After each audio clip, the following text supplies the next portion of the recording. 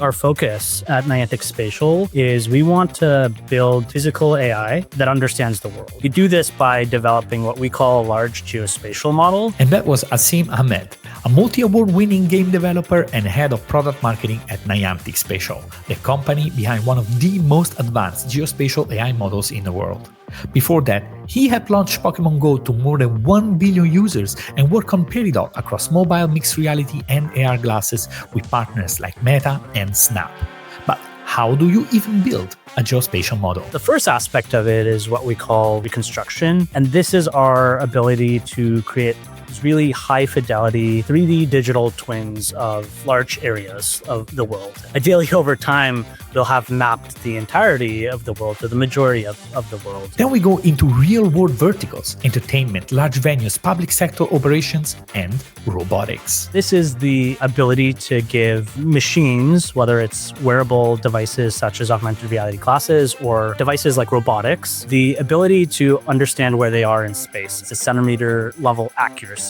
We also talk Peridot, not as a game, but as a testbed for embodied AI. Paradot, it sees a flower, it knows, hey, that's a flower, maybe I'm going to go up and sniff it. And finally, Asim shares a vision where finally technology helps us connect and stay present. This computer that we got to keep in our pocket started to really distract us from the world. My ultimate hope is that whether it's digital content that's layered onto the world or whether it's a physical machine that's a companion navigating alongside me in the world, is that it brings me closer to the world that I'm in. But before we get into it, I wanted to remind you that if you don't have the time to watch the full interview and want to learn from other founders and creatives at the intersection between XR and AI, you should definitely check out the XR AI Spotlight newsletter. By subscribing, you will get weekly interviews like this directly in your inbox and access to a list of tools and apps that allow you to experience Gaussian splatting in VR, on Quest, and Vision Pro. Just check the first link in the show description. And now it's time to roll the title of Welcome Asim under the spotlight.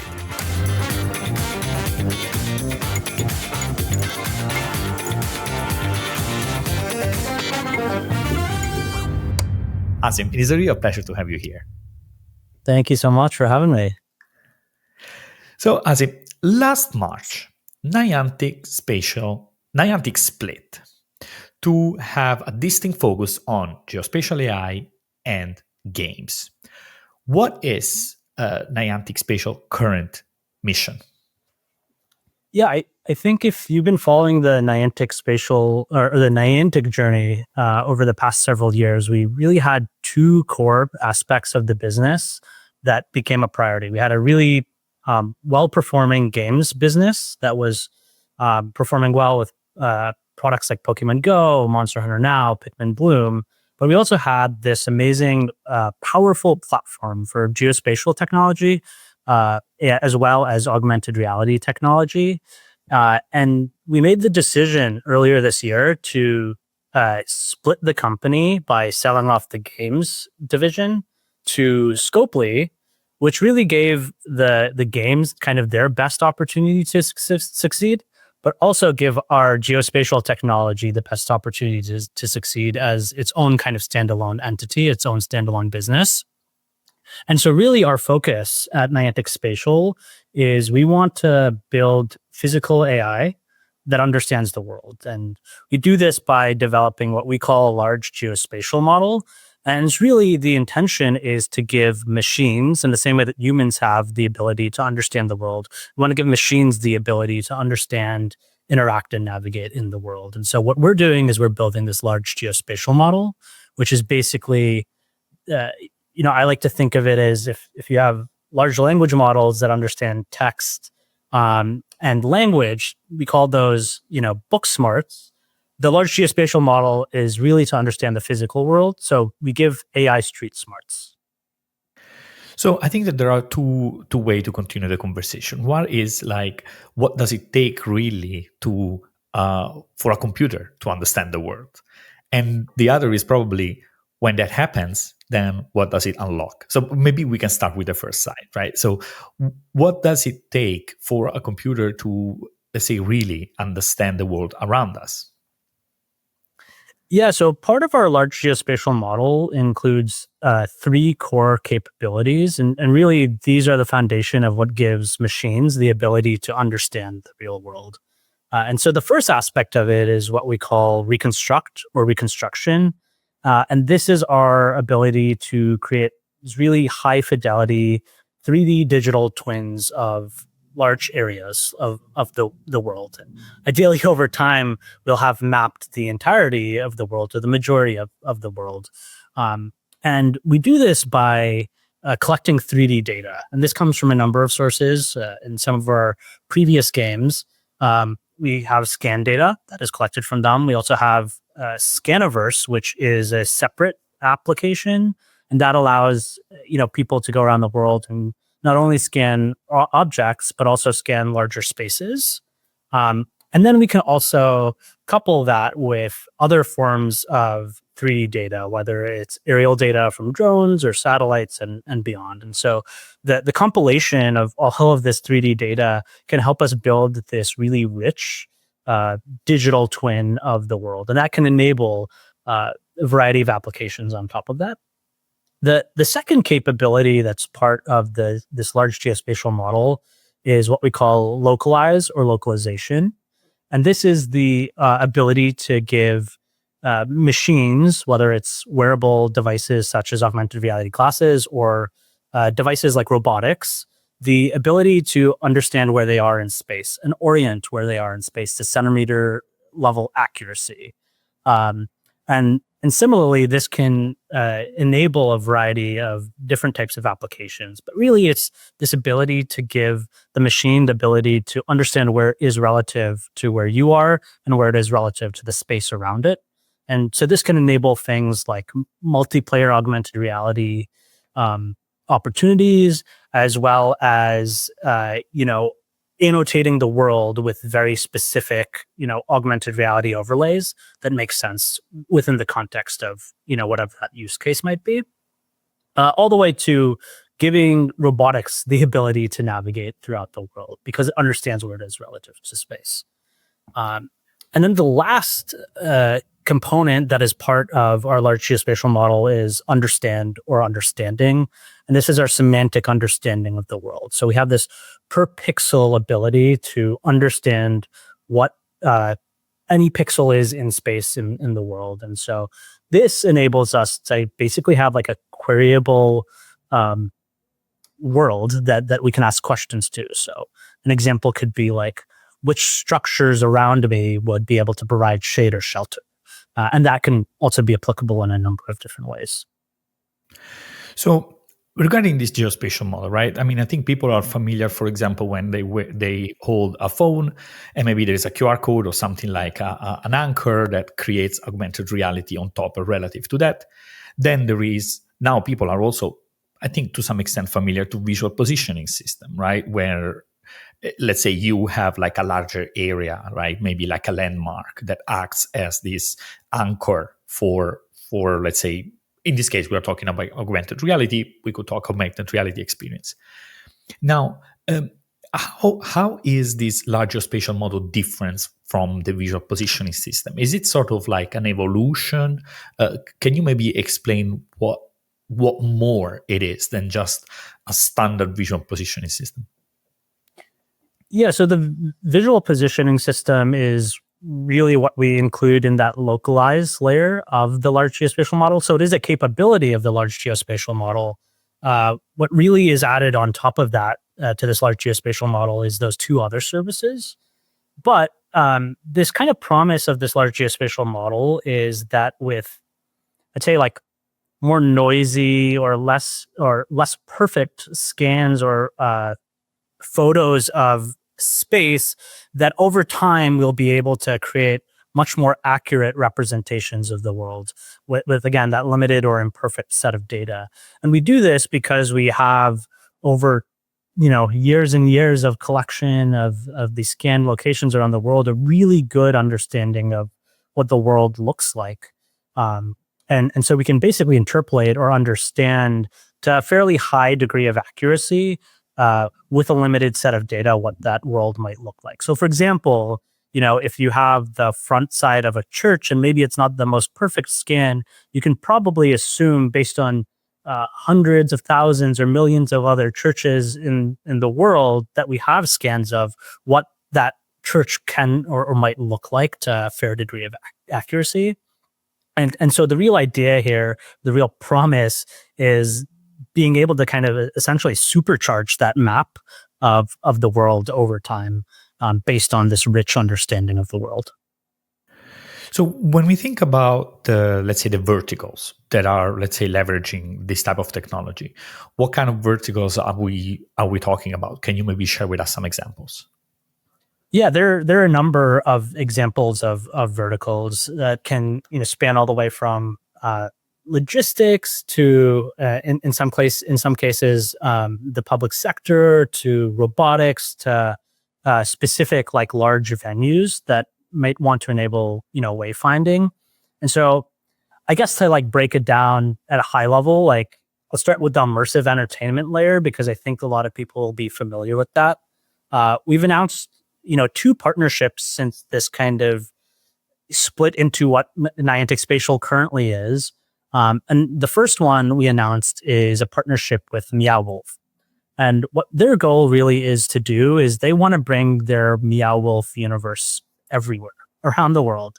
And so they're using our technology as a way to kind of bring that layer of what makes Meow Wolf location so special to anyone, anywhere they are. But one of the things that they also want to do is they want to leverage our visual positioning system to help encourage more people that are outside of these Meow Wolf locations to actually come and visit a Meow Wolf location in person and have a more immersive experience through this additional layer of technology while they're at that location. Just a little bit of how do we bring our world everywhere, but how do we also bring people from everywhere into our world, at these very specific, locations. And so, part of that pilot is an opportunity where we're exploring at a Meow Wolf location in Denver. The second layer of kind of that immersive entertainment is a partnership we announced with Kojima Productions. I believe it was in September. And we can't share too many details about that at this moment in time. But really, if you look at Hideo Kojima and his work over time, he's this really amazing storyteller. And what they're looking to do with our technology is really bring to life or redefine immersive storytelling in the real world. And so there's this whole immersive entertainment layer that I think is so exciting. But our technology can really be applied in so many ways beyond that. And I think a couple examples I'll just quickly bring up. We announced a partnership with Echelon Technology a couple months ago. And, what they're looking to do is they're looking to bring the Niantic visual positioning and reconstruction data accompanied with, some of their data to really enhance the ability for, in this case, U.S. Coast Guard training, for safety operations or rescue training. And so that's one area where they're using our digital twin technology to really enhance that level of kind of preparation and simulation for training. But there are other industries. So for example, oil and gas, you could leverage our 3D models of, these locations, these plants for site inspection and maintenance over time. And so if you have this really good, accurate understanding of what the plant looks like, and then over time you're collecting continuous drone data on it, you can start to spot problems earlier on before they arise. And so, whether it's damaged equipment or overgrown vegetation, that's kind of one exciting area where that technology can be applied.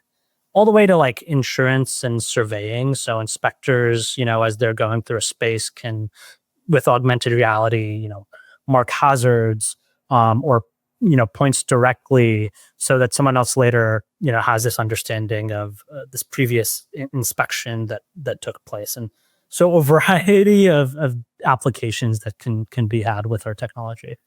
So, and okay, bear with me, right? So I'm not a technical person. You are not a technical person. And there are a lot of people listening, I think, that also might not be technical.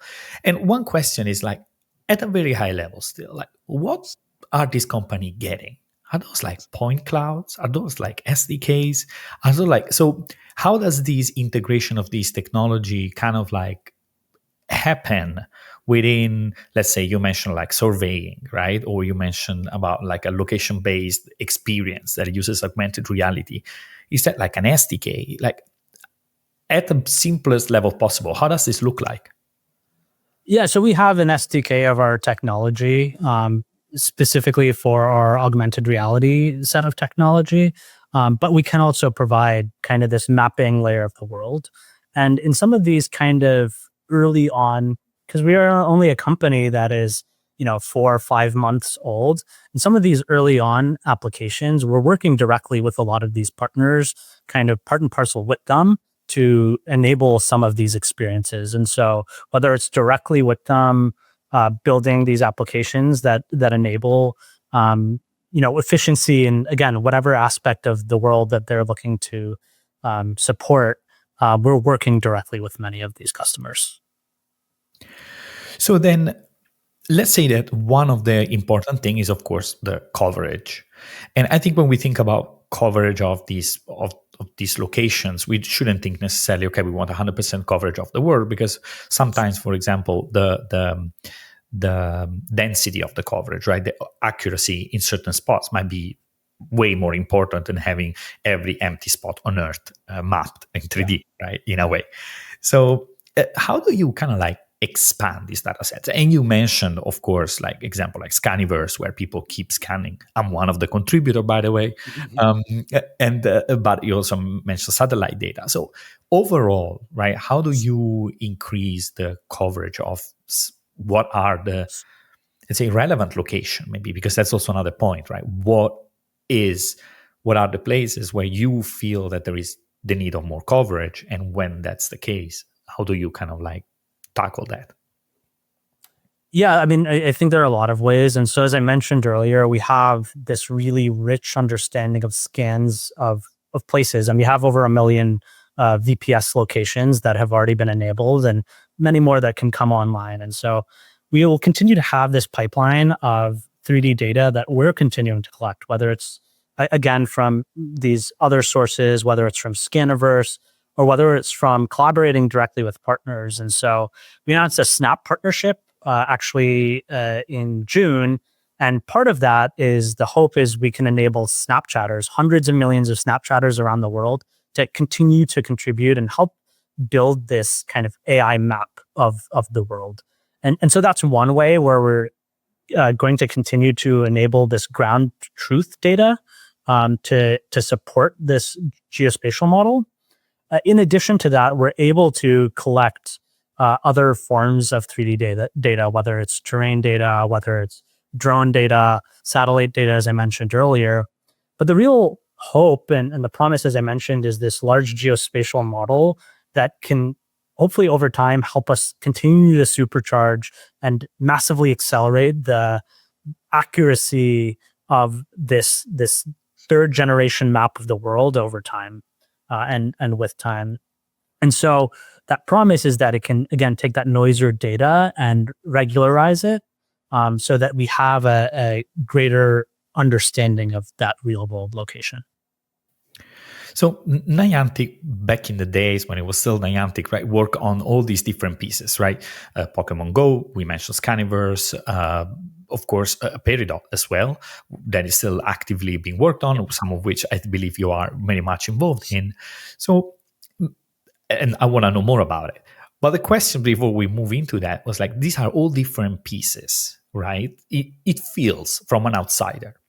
Sure. Now, how do these pieces like fit into each other and complement? Maybe not all do, right? Because that could also be like an experiment on a side, but just at a high level, how are these different pieces complementing and being part of this underlying technology that now Niantic Spatial is pushing onto the market? Yeah, so ultimately, at the end of the day, they all contribute to this larger mission, this larger vision, this larger, bigger strategy, which is this large geospatial model. But it's really this physical AI, this understanding of the real world And we really want to enable technology to have this true understanding. And so experiences like Scaniverse contribute to the reconstruct layer, the VPS and applications of the VPS have that layer of localization, that layer of understanding where a machine is relative to space. And then some of these more, flagship experiences like Peridot or even Ingress, they contribute by helping us continue to, think of them as like test beds, or this ability to continue to show the promise of different applications of what our technology can serve for. And, I'm sure we'll get into the discussion about Paradot specifically. You'll really start to see all of those different layers come together and show what that promise of what is an AI that has the street smarts, that is not just book smart, but has this understanding of the real world, physical reality around us. And that's very different than I think some of these other, players in the space that are building world foundation models, where they're really thinking about bringing, again, maybe some of this mapping data or some of this real world understanding, but really focused on more simulated environments. We really care about this AI that has this true understanding of the world around us, this true accurate detail. I think you point out a very important thing indeed. I think that large world models is more about the synthesis of a world that could be like a game, could be a test bed for robots or autonomous driving, while instead in your case it does feel like, okay, I am on this real place on Earth. What is this around me, and how does this make sense? And then how I can, for example, augment on top of it potentially, right, in a way that it is also it makes sense because it has a semantic understanding of where I am. It's not just about the mesh that surrounds me. Yeah, I think that it's like really interesting point you bring, and you think about it in two layers. There's this like geotypical understanding of space, and some of these world foundation models are really curious about like this general understanding of the real world, or for a simulated environment. And so the types of questions you think about is like, what is a park, or what is a bench? What is a building? Like that's what a geotypical understanding of the world is. We're really focused on this geospecific understanding of the world. And so this is a reflection of reality to as much, exact detail as possible. And so that is the opportunity for the machine to say like, I am at the cross section of this street, and I am oriented facing northeast. And you can start to understand when you have that greater level of detail, the types of applications that it can solve for, versus just knowing like, this is what a park is, this is what a park looks like, or this is what a bench is. As well as the type of data that needs to be fed into the system in order to develop that understanding, right? Because at that point, you can easily imagine, okay, now we're talking about, for example, traffic data. Or maybe we're talking about like air quality data, or maybe all sorts of like other layers that go just beyond about where that's positioned, but then creates that, let's say, deeper understanding. But I do want to talk about Peridot because I still have a question. So you need to explain me what it is, in a sense that, is it a game? Is it a toy? Is it a brand? Is it an embodied AI? What is Peridot? Peridot can be whatever you want it. No, that's the worst answer you could give me. Peridot has had this long journey over the years, and I was fortunate enough to join the team very early on in the experience. And so like at the core level, what it has become, I like to think of it as this multi-platform media franchise that really enables us to push the boundaries of technology. And really it's like a test bed for innovation. So like, what is Peridot? Peridot is a team that is enabling these experiences.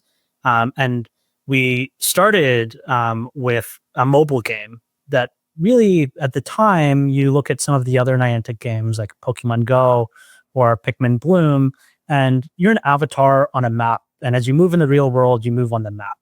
We wanted to kind of take this understanding what kind of Niantic game look like and turn that on its head. And so we really said, like, what if we immerse you directly into the real world? Everything you see is through this camera understanding of what the world looks like.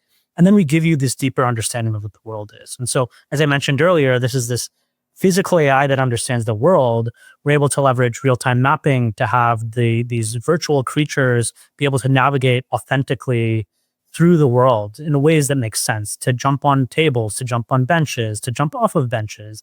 They can have this physical interaction with the world. We layer semantic understanding into that into our experience. And so if you're near a beach, you can have specific experiences or collection of foraging for food that you can only find at a beach because you're digging in the sand versus whether you're looking at water. And so now you're bringing this real world understanding in. And then we have like occlusion. So again, another way that the creature can authentically and naturally navigate and understand the world around it. And over time, the mobile experience had expanded to bring in other layers of AI. So we bring in large language models, and one of the features within that Peridot experience is that you can take this understanding of what the world looks like, the semantic understanding of what the world looks like, and you can feed that into an LLM brain for the creature, and we have this really vast animation library. And so, for example, an application of what this could actually look like is that if a Paradot, it sees a flower, it knows, hey, that's a flower. Maybe I'm going to go up and sniff it because I should sniff a flower. Flowers smell beautiful. And then I'll maybe wiggle my butt and sit back. And so, the mobile experience is, at the time, what we thought could really push the boundary of the technology. But even when we were just this like concept on paper, again, when I joined, the vision was to always build for the future of where technology is heading. And the ideal case or the dream case for many of us is true augmented outdoor reality glasses. And we get there, I think, in incremental phases. And so that next evolution of the Paradot franchise and where we expanded to was HMDs, and more specifically for indoor use cases or the indoor environment. And so with the Meta Quest 3 device and the Apple Vision Pro, both of those enabled this really true color pass-through sense of the world, but also this really crisp hand fidelity. And so now you can really be immersed in your world, in your environment, and be able to interact with these creatures in new ways that you can't do when you're like on a mobile device, when you're on a phone. And so, I think of the phone as like this like little window into this entertainment world. With a mixed reality headset, you're like actually immersed. You can go and pick up this digital creature. You can play with it. You can engage with it. And so over time, we had evolved the experience that we launched on the Meta Quest and Apple Vision Pro. And then the like ultimate, early glimpse into that true outdoor glasses future was a partnership with Snap, which we announced in 2024. And we shipped an experience called Paradot Beyond, which is like what I'd like to think of like the first glimpse of what a really immersive, exciting entertainment experience can be on those true outdoor glasses. And time will still be needed, to get those glasses to a place where you can use them all day long in an outdoor environment. They have the performance capabilities that can really run a robust, comprehensive experience. But Peridot on that experience is this early glimpse of like how might spatial game design look in an outside world. We have a limited field of view, so how do we work within those constraints to enable an experience that feels compelling and exciting? And over time, ideally, we can build towards that ultimate experience. And what I'd like to ultimately think of Peridot as is it's this kind of like ambient creature that is there with you when you want it, might, bring delights in the moments that you need delight, but isn't this like game that you're always playing at every moment of the cycle. This is one of the questions that I had, in a sense, like about Peridot. Is it something that is leaning more towards the entertainment or more towards the utility?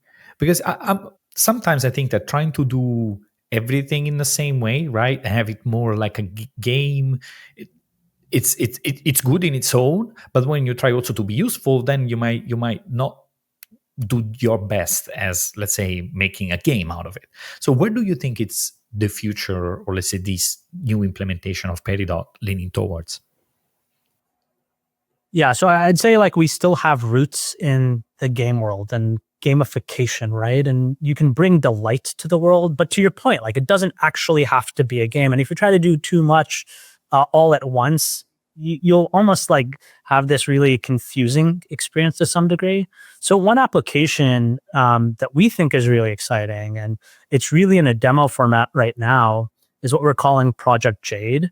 And like I'm thinking of this as like a glimpse of like true embodied AI in a digital creature. And we showed a glimpse of this one at Augmented World Expo earlier in the year, where we bring on a VPS location and this creature has a really good understanding of what that VPS location is. And you can interact and have a conversation with the creature and it can tell you interesting facts or history about that location. But last month at the Snap Lens Fest, we showed a further evolution of that. And again, what I'm calling is like true embodied AI. And so we're basically giving AI senses that humans have. And so with augmented reality, we give it the sense of sight. So it can understand where it is in space, what it's looking at. With our VPS technology on top of that, now it has a sense of place. So again, to what I was mentioning earlier, it knows where it is in the world with centimeter level precision. Then we can layer in a really comprehensive, what we're calling an AI brain, but a multimodal LLM that can be a knowledge base for facts and history and understanding and memory. And now you add this fourth layer of conversational AI. And so now this creature has the sight, it has the understanding of space, it has the brain to be able to interact and retain knowledge in space, and now has this really empathetic voice that it can now interact back and forth with you as. And so, an example of what that looks like at Snap's Lens Fest is very utilitarian to your question earlier, where I can be at one specific part of this location and I can say, hey, Dot, where's a good place, to find food at this location? And Dot can navigate me to the kitchen in the Snap offices because it knows where the kitchen is, knows that the kitchen has food, and it is now providing this very utilitarian purpose. But I'd like to, like, over time, ultimately hope that there are these extra moments of delight that can be layered into it. So it is not just purely this utility experience, but it is this like truly exciting companion that again understands space, that wants to make you feel more immersed in the world and less distracted from the world. Yeah, I mean, I think that especially we are seeing now all this way we interact with these augmented AR glasses, right? Where there is this voice or entity. And I think it just makes sense, especially when you are outdoor, you are in the world, somehow that entity to be part of the world and accompany you, right? So, and I think that at this moment, there is still these technological boundaries, right, where we just cannot pass, and that has to do with glasses, field of view, battery life, right? Again, because let's also be honest. But I think that's where things could potentially move when you want to, right? Because that's also the other important thing. Sometimes I might not want to have an embodied AI in any form in my space. Maybe I just want an audio feed telling me or answering my question, maybe, right? One thing, though, that I'm curious is more for your personal perspective, in a sense. Like you mentioned Peridot being on Meta, Quest, Apple Vision Pro, Snap Spectacles. How it is to work on a product that is pushed with these, let's say, huge companies, right, that have their own also priorities, agenda, and they also want to look good, right, in a way, and their own platform. How does it feel as someone being in the weeds of deploying a product like this? It's so fun, and part of the reason, and I think my evolution at Niantic over the many years has aligned with this is moving beyond just games into this really innovative world and really pushing the boundaries of technologies of these technologies. And we get to work with these very exciting partners, as you mentioned, Meta, Apple, to bring the experienced Apple Vision Pro, with Snap as true partners. And we want to all make each other look good, but at the end of the day, we want to inspire creativity. And I think like that is the most exciting part of working on an experience like, Peridot, and trying to think of like how can we totally like reimagine what entertainment can look like when layered on top of the real world. And so like what I hope is that someone can look at Peridot and the many manifestations that it comes in, all across these devices, and be inspired to look at whatever they're trying to build and really push the boundaries of what the technology, what's capable with the technology at the moment in time. Because I think in a couple years, when we actually have a true AR glasses form factor that you can wear all day, that you can wear outside, like we will dream to have these really amazing experiences. And my lens is like, again, how do we do this in a way that uh, brings people into the world, doesn't distract them from the world. And so be inspired to push the boundaries, but also realize the moments where um, the technology can almost fade into the background. And so like that is what has been the most exciting thing about working with these partners, because we're all thinking towards that same vision. You started mentioning vision, right? And of course, I wonder at this point, like the moment that the spatial intelligence, right, becomes accessible, right, a bit like a vision model or a bit like a language model becomes Maybe. accessible. Uh, what kind of experience do you think will develop? And I'm not just talking about XR experiences, right? I'm really talking at this point more about products and solutions. It could be certainly on the business side, right? Or it could be something that is for consumers. Do you have thoughts for the two of them? Yeah, so I mentioned a handful of the business applications. And again, those are more specific, like enterprise customers that are thinking about, once we have this true understanding of physical reality, how can it make our operations more efficient, more safe, really depending on the use that is necessary for them.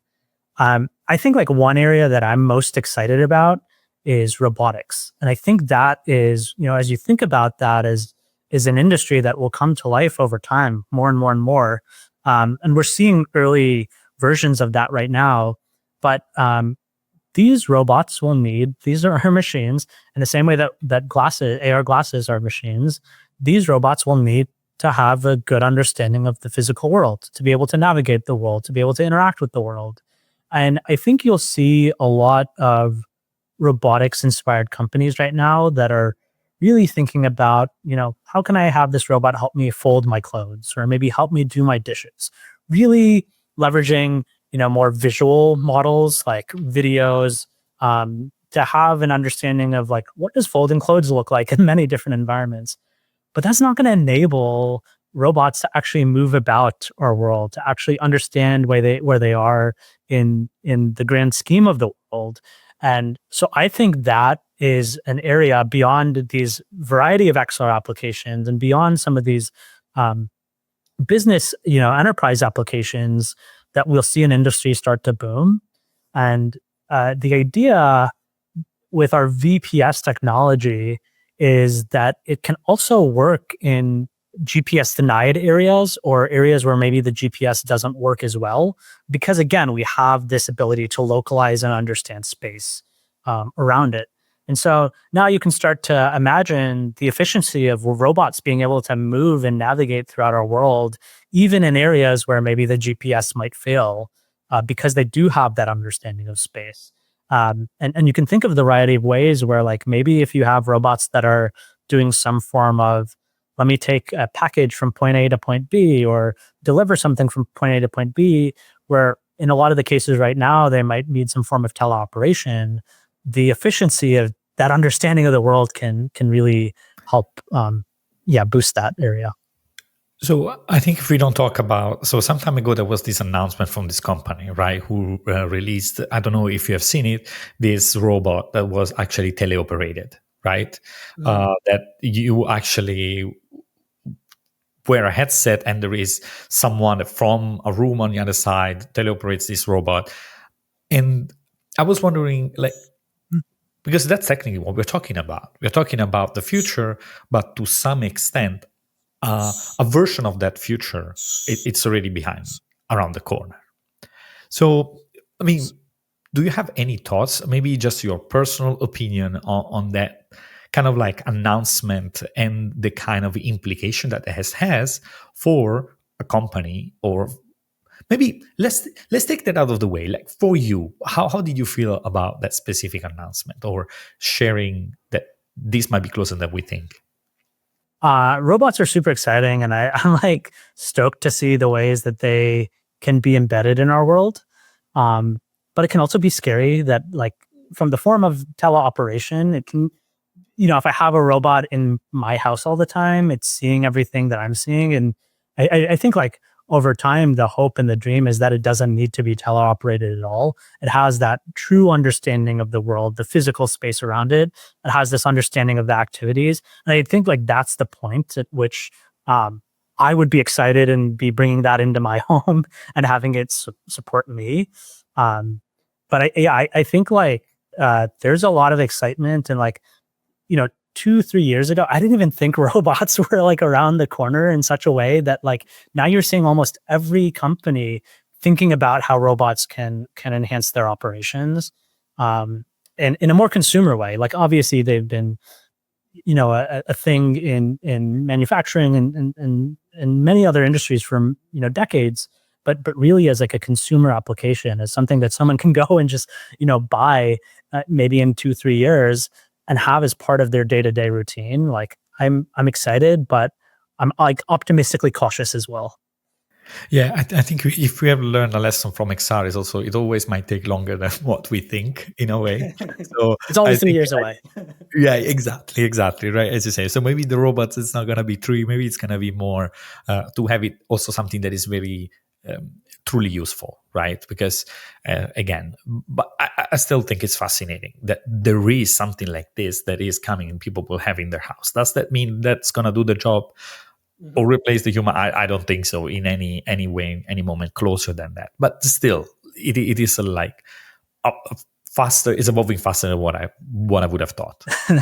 Totally. And to that point, like, very similar to XR, I think you'll see incremental steps towards that ultimate vision. And so, while it may not be able to truly autonomously navigate everywhere right at this moment, you will start to see people really pushing the boundaries of what is possible. And I think you will see efficiencies along the way. And we will ultimately get there. And I think we'll ultimately get to that dream world that we all hope to see, and the way that we engage and interact with technology in our world. It'll take time.